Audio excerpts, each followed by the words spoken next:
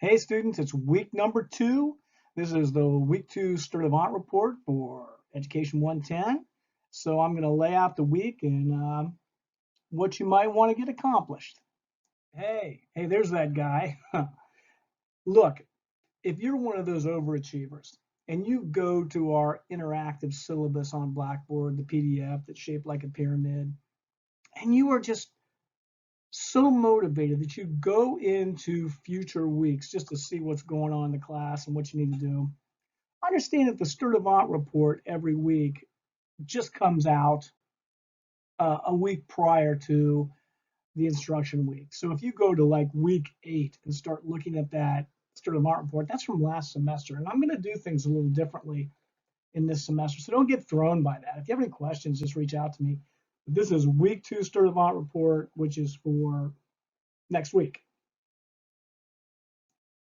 And hopefully some of you really smart people were taking a look at the shape of Sturtevant's syllabus for this class, and you're thinking, okay, he's got it shaped kind of like a pyramid. What's up with that?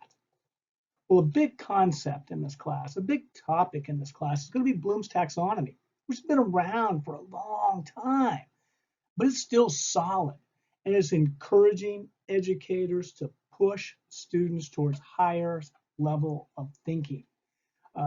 Analyzing, evaluating, creating. And we're going to do that in here this week. We're going to have our first creation. Hallelujah.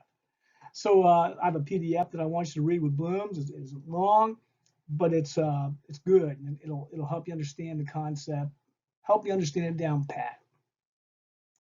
Another very important concept that we're going to be working on over the next few weeks and applying it throughout the class is Abraham Maslow's hierarchy of needs. And this is dealing with student well-being, where if students are in a good place, they're in a position to learn.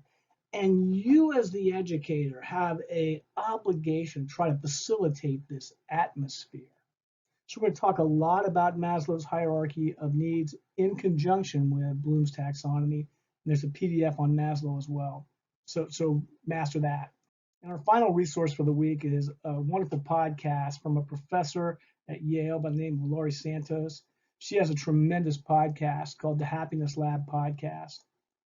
And it's really appropriate for you to listen to it as a future educator, but also as a college student in the early stages of your college career. I think you're really going to appreciate this podcast. I think you're going to love it too. And our reflection one is just not going to be a narrative that you write. It's actually going to be something called Storyboard That. It's going to be a 3-panel comic strip that we're going to work on next week. And what's really cool about this is you are going to present it to your peers.